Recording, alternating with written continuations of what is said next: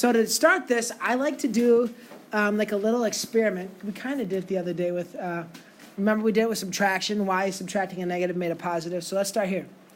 Let's do 4 times 3, 4 times 2, 4 times 1, 4 times 0, 4 times -1, 4 times -2.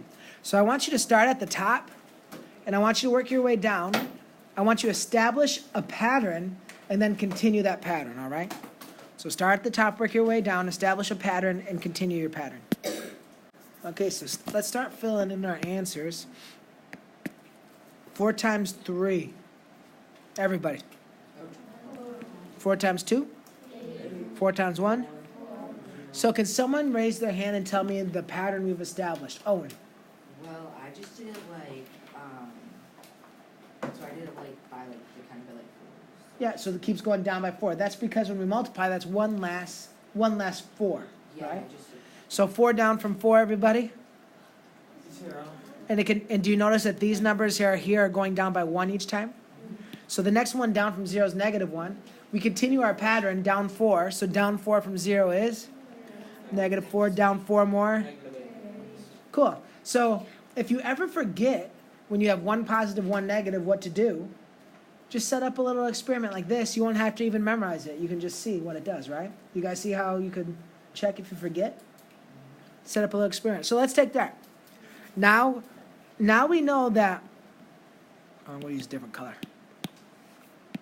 Now we know that a negative times a positive equals a negative. I want you to, again, establish a pattern and then extend the pattern and see what happens.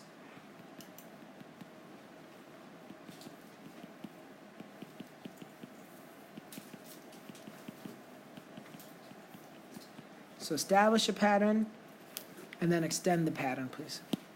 So let's check out this pattern, guys. -4 times 2? -8. -4 times 1? -4 times 0? So what's happening in our pattern this time? It just switches. Kind of up 4. Do you guys see that increase 4 each time? Each time it's going up by 4. So if I continue my pattern, It'd just be positive. it'd be positive 4. So I just switched. Yep, up 4, positive 8.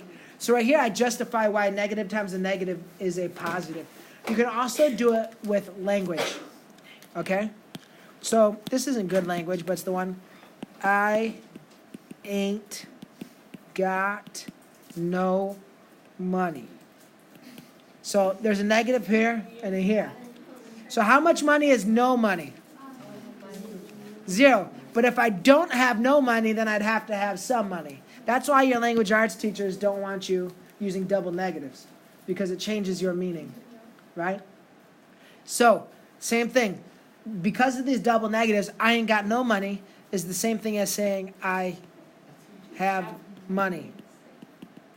You know it. That's a T-Pain song, I think. Who sings that song? Maybe it's not T-Pain, I don't know. These are the same thing, but this one has the double negative. So what that means is, just the same as 4 times 2 is 8, and -4 times -2 is also 8. The double negative and the positive are the same. Now, guess where kids confuse this? Right here. That is also double negative, but it's subtraction.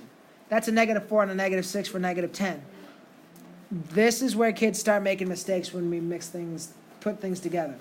So the double negative makes a positive when we're multiplying and dividing only. So I showed multiplication answers.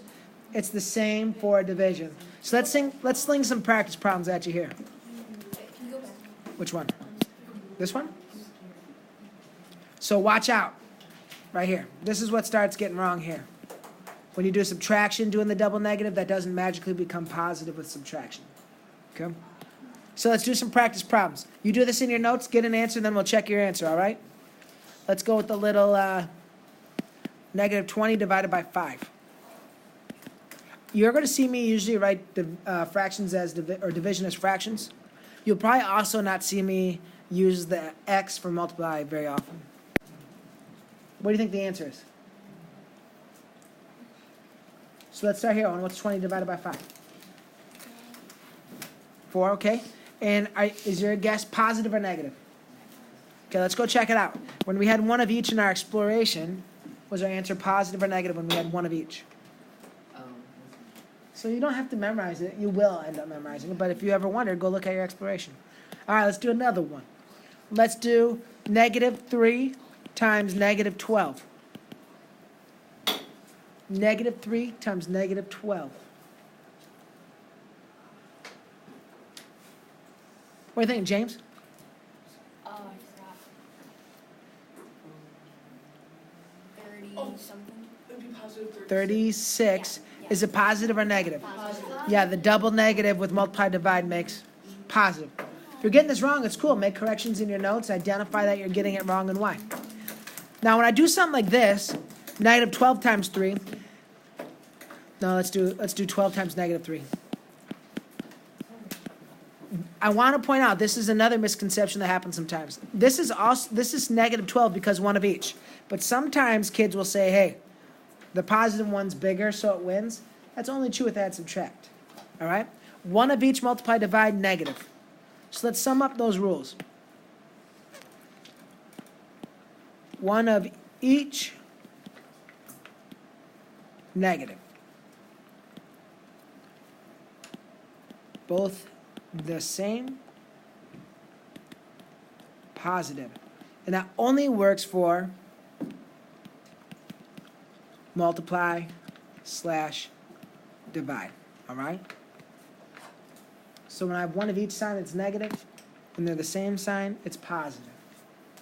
If you ever forget, that little, everybody, I was looking around, everybody followed that pattern like pretty much right. Set up that pattern if you need to, if you can't remember, and you can tell what's what pretty quick, right? So just set up that exploration if you ever forget, and you'll be all set. Cool? We did this last year, right? Now, I say that not to say like you should know this, you big dumb head.